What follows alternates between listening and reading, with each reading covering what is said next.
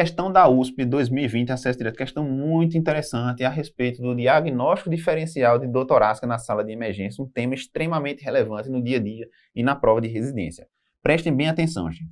Homem, 60 anos de idade, apresenta dor torácica retroesternal de forte intensidade há cerca de 1 hora. Refere antecedente pessoal de hipertensão arterial, ao exame clínico a ausculta pulmonar e cardíaca estão normais. Pressão arterial discretamente aumentada, frequência cardíaca normal, frequência respiratória também normal, temperatura e saturação normais. Foram realizados eletrocardiograma e tomografia de tórax exibidos a seguir. Qual deve ser a conduta nesse momento? Gente, o quadro é de uma dor torácica, mas uma dor torácica sem nenhuma característica clássica de qualquer das patologias que causam doença torácica na sala de emergência. A principal etiologia que a gente tem que pensar sempre no paciente com dor torácica na emergência é síndrome coronariana aguda / infarto agudo do miocárdio. Quando a gente olha um eletrocardiograma, e o eletrocardiograma tem que ser feito em até 10 minutos da abordagem de pacientes com dor torácica na emergência, o que é que a gente observa logo de cara? A gente já observa um supradesnivelamento de ST, tá certo? Em várias derivações.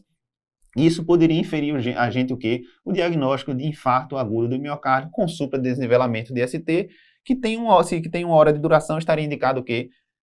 Reperfusão, seja com fibrinólise sistêmica ou com angioplastia primária, ou seja, o paciente teria que ir para a sala de cateterismo e fazer uma angioplastia. Mas vocês não estão achando alguma coisa estranha nessa questão?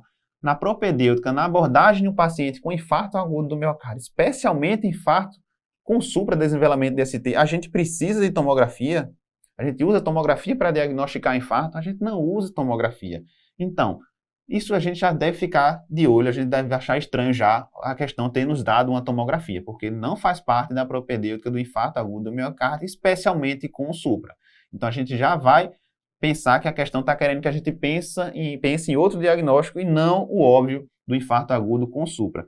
Por que esse supra a gente não vai considerar relevante, gente? Porque esse paciente tem o quê? Tem um bloqueio de ramo esquerdo, prestem atenção.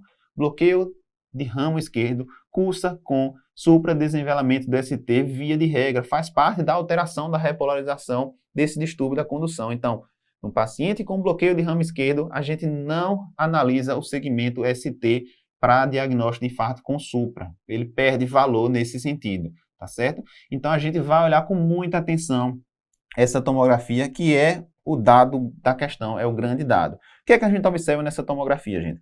A gente observa que aqui, tanto na aorta ascendente quanto na aorta descendente e na crosta da aorta, a gente observa esse achado aqui um pouco mais escuro do que o normal pelo contraste. O que é que isso significa? Isso significa dissecção de aorta, tá certo?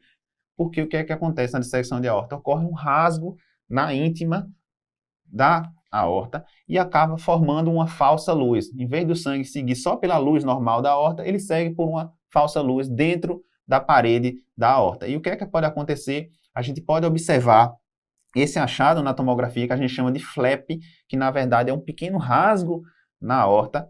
E além disso, a gente pode observar um falso trajeto, uma falsa luz dentro da parede da artéria. Inclusive, pode haver a formação de trombo, de coágulo, que é o que parece haver nessa questão. Porque a gente vê que essa parte mais escura dentro da aorta deve ser a falsa luz com formação de trombo dentro dela. Então, a pegadinha dessa questão é justamente a tomografia.